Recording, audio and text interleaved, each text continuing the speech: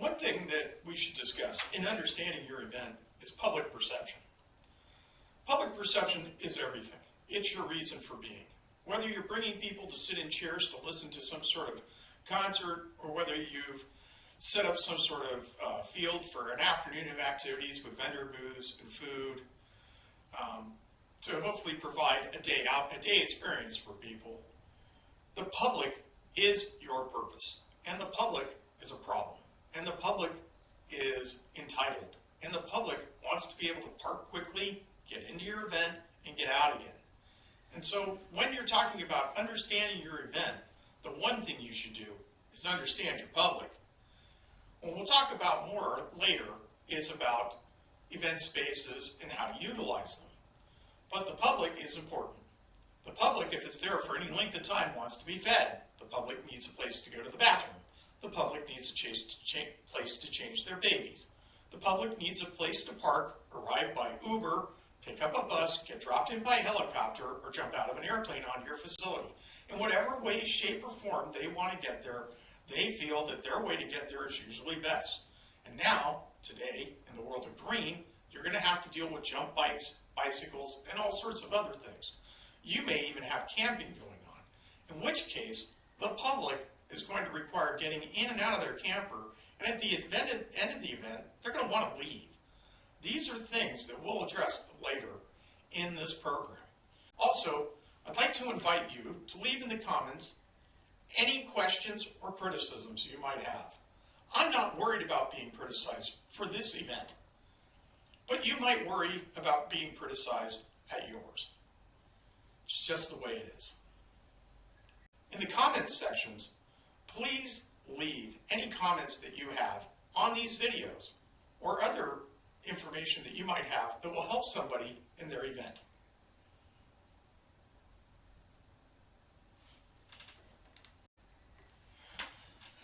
I'd like to talk a little bit about budget.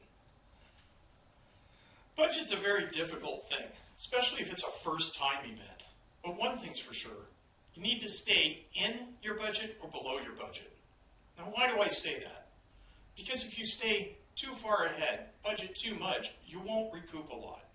Now, I discussed earlier about maybe having a space and it's better off to be sold out. And I believe that. I truly believe that it is better off to be sold out than to have extra space, to have extra food, to have too much talent. So go short if it's your first event. It's not going to hit you that bad. Most people don't know who the event coordinator is. They know the production company name, maybe the name of the band, maybe the name of the jousting service at a Ren Fair, maybe a vendor's name that they were there. They probably won't remember your name. Do the best you can to stay within budget. Let's talk about your space a little bit. Now, when looking at your space, the first visit on your space, you should look at the way the entrances and exits are planned. You should look at your ADA requirements. That's the Americans with Disabilities Act, because you have to follow it. The buildings should be designed to follow it if you're renting a hall. But if you're out in the open, you still have to take all this into consideration. Travel paths, making sure aisleways are big enough and not get blocked. Remembering that people are pushing strollers around. How many vendors do you intend to have? Are you going to have food? Will they have vendor booths or will they have food trucks? Maybe they'll have catering trailers or a barbecue. These are all things that you'll have to keep in mind when you're looking at your space, your event area. What to do in case of emergency? How will I get the people from the opening, the gate, quote unquote, to the space that they're in? What will I do if there's an emergency? How many exits should I have? If I'm in a big field, right, I should look at having possible exits in case there's an emergency. I hate to say that you have to plan for some act of terrorism, but you almost do have to plan for some act of terrorism. You have to plan on how to take care of your customers, your audience, your people. And so you need to learn how to do that. You need to learn how to think about things like EMTs. We've talked about EMTs on site, but what we're really talking about is making sure that you have enough to cover your event if something goes wrong. So we call that your traffic plan. Now, your traffic plan is basically how to move within your field of area, whether it's people, vehicles, dogs, talent equipment, having some sort of road from the street to the stage, a parking area that's separate for the talent, a parking area that's separate for the vendors if need be, or if you can get away with it. In some cases, you won't get away with it. If it's a small hall with a parking lot out in front, everybody's got to go there. But that means that you have to let your vendors know that they have limited parking. You have to let your talent know that they have limited parking. These are things that you should consider, especially when you're talking about your budget, the public, your marketing. All of these things put together make your event, or they break your event. I'd like to talk about marketing a little bit. A lot of people market on Facebook. That makes complete sense when you're doing what we call a regional event. But some people doing a smaller event look at marketing on things like the newspaper, local TV stations, putting up posters, ads in smaller newspapers, hitting community websites and billboards. These are great ideas. When I started out doing events, we didn't have the internet, so we didn't have the access. But if you are going to use the internet, let's make this perfectly clear right now. Put somebody in charge of the internet that's going to respond, somebody that will answer emails, somebody who will put all the information. When does the event start? Where is it located? How do I get there? When can I get tickets? How do I get tickets? Can I get tickets online? Is there a number of tickets that I can get? Are they limited to 6 or 8? Is there RV parking? How much is the RV parking? No one should ever have to email you with a question. Your marketing person, it's their job to understand all the questions that can come about and answer them on the website. And yes, most likely you're going to have a website. And yes, that's going to cost you. But if you're doing something like a Comic-Con or an anime show or Ren Fair, you probably already factored that into your budget. And you factored in your marketing person. But the one thing to remember is to communicate. Whenever the phone rings, be pleasant, be happy that it rang, and be happy to answer the phone. Be happy to answer the emails, even if it's the same email. Just because somebody asked you 15 times where the event is, that means that it didn't get up on your website enough to explain it to the average person. And you have to consider the average person as simple as possible. You need to make things clear on your website. You need to have all the answers there. If you get the same email 5 times in a row, then you need to put that answer on your website, and your marketing person has to do that for you. Marketing is critical. That marketing person should be helping you with your schedules, your flyers, and your posters. And those should never be ready the day before the event, because if they're wrong, you're screwed. No, if you're going to do posters, if you're going to do schedules that get put in front of each stage, if you're going to do direction signs, A-frames, some sort of balloons, whatever they happen to be, they shouldn't be done the day before an event. That's not when you need them. You need them a week before the event or 2 weeks before the event. Because if they're wrong, if somebody screwed up, if the building that was producing them burned down, you need a chance to make them again. And if you just say, oh, I'll just pick them up the day before, you've screwed up already. You need to be farther ahead than that. An event marketing program, event direction, event management requires you to foresee all the problems that can happen and tackle those problems with some sort of experience and some sort of belief that you can get the job done. And waiting till the last minute is not getting the job done. I want to talk about financial records and payment. Everybody that pays you in any way gets a receipt and it gets logged down. And everybody that is a vendor who pays for their space gets a receipt and it gets logged down. Every bit of talent that you pay has a contract and gets a receipt and an invoice and it gets logged down. That's right, it all gets put into a book. You might need an accountant for a very large event, but let's say we're doing a small event in a park somewhere and we only got 25 vendors. You need a receipt book that can handle 25 receipts for those vendors, and here's why. It could be, later on, that you're thinking about, my taxes, and how that's going to work with those taxes. You have expenses, you have incomes, you have things that you paid for that can be written off. But if you don't have receipts and you don't have a chart, you have no way to bankroll that into something valuable come tax time when you're looking at your income and offsetting your income. And remember, events may have been the reason why you started this. This may have been your goal, to leave your 9-to-5 job so that you're doing events for your new job. And I get that. But if you don't track it all down, you've got a problem. But here's the other thing that all this tells you.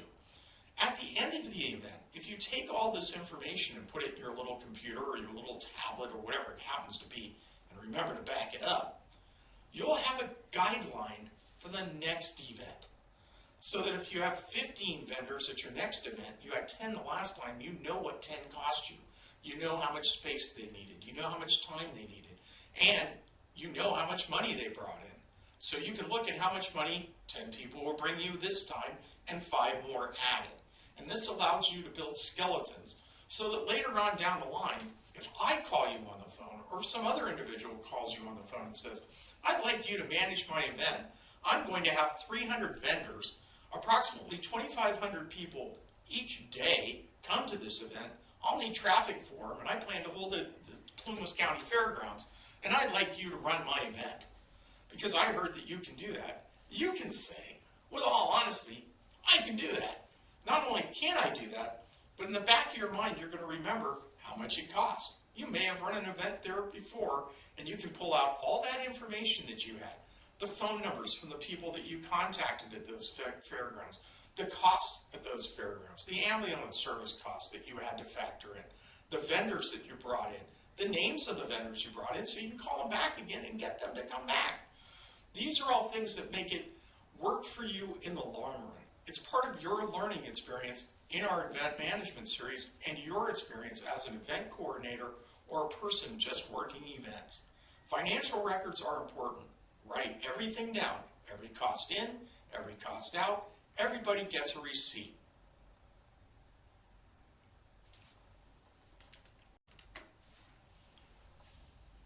Throughout this entire video series, you're going to hear me talk about emergencies, emergencies, emergencies. Just keep it in the back of your brain all the time.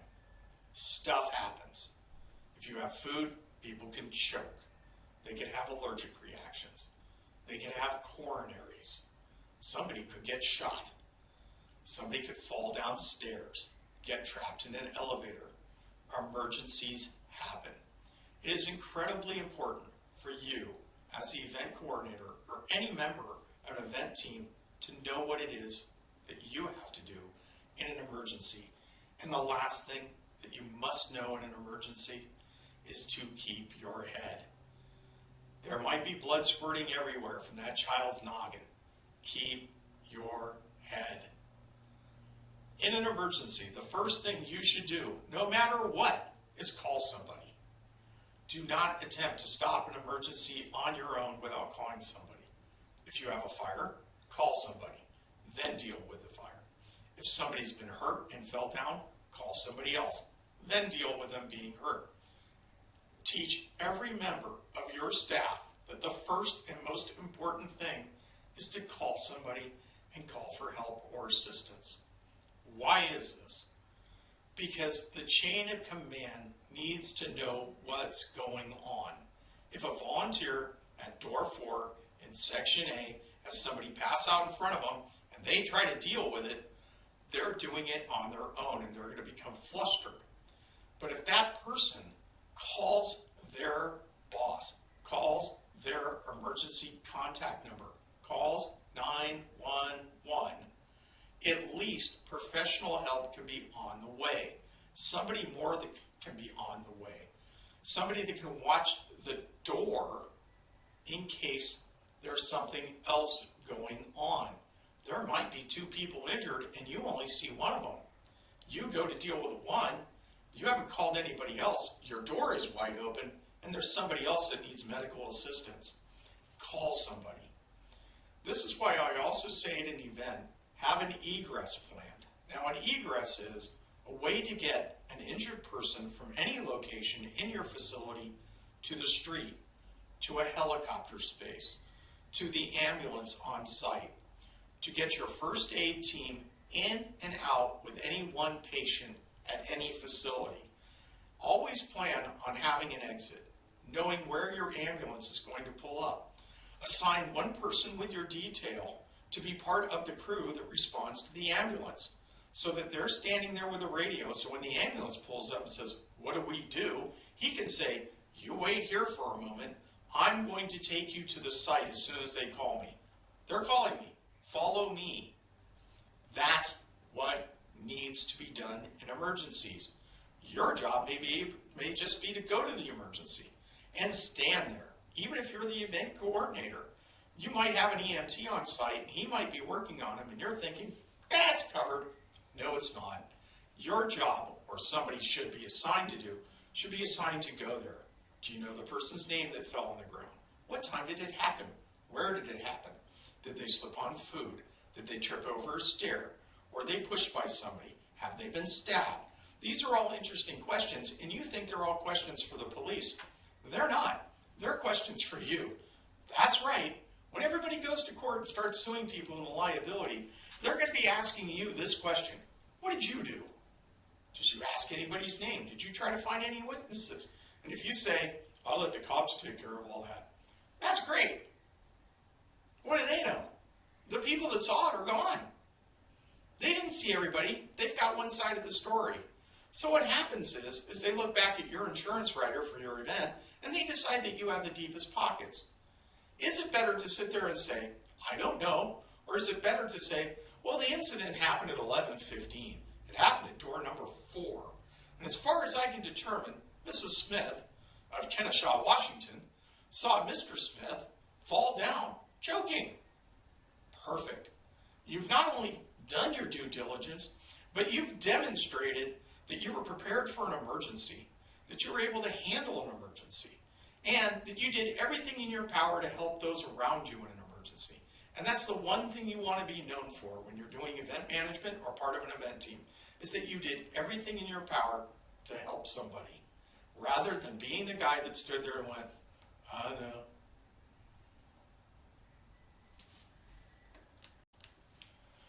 I'm Robert West, and I'd like to thank you for watching these videos on our event management and information series.